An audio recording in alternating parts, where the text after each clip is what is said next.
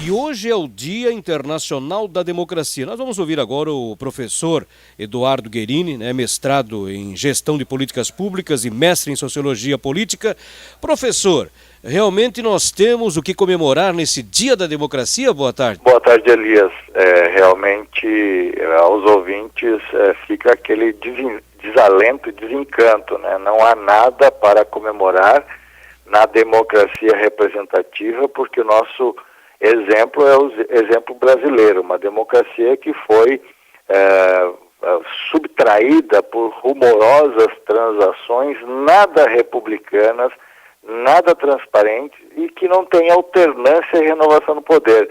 Lembrando, a democracia ela pressupõe basicamente 3 princípios institucionais. Um conjunto de regras estabelecido quem está autorizado a tomar as decisões coletivas e com procedimentos.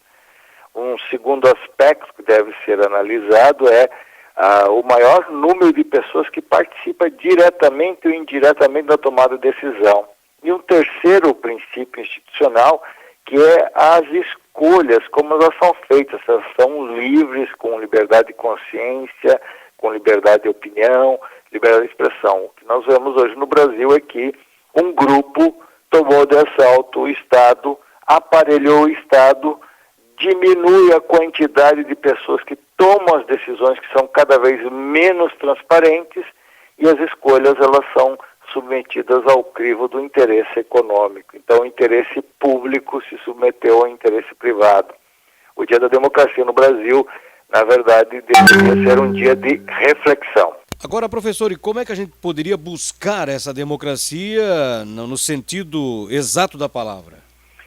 No sentido mais exato da palavra, nós deveríamos falar num termo mais genérico, né? Redemocratizar o poder, estabelecer a ideia de uma vontade geral que atenda às demandas da sociedade, da comunidade, garantindo essencialmente que essas regras sejam regras de igualdade para todos. Se um sujeito incauto, ingênuo, olhasse para o Brasil hoje, quando ele vê um arquivamento da denúncia de Aécio Neves no Conselho de Ética do Senado, ele vai descobrir basicamente que não existe igualdade. A igualdade serve para os poderosos e há uma desigualdade para aquele sujeito que comete uma pequena infração. Então as pequenas fraudes são combatidas com excesso de poder pelo judiciário e as grandes fraudes são toleradas, aquilo que se chama impunidade. E a impunidade é, vamos dizer assim, ela é co-irmã da corrupção, que é co-irmã daquilo que se chama falta de uma regra para todos, que funcione para todos. Serve para o senador, para o presidente e para o cidadão comum. E isso não há motivo de comemoração. E, por outro lado, um desafio. As pessoas elas precisam controlar socialmente o poder daqueles que representam, ou seja, as reivindicações, as esperanças.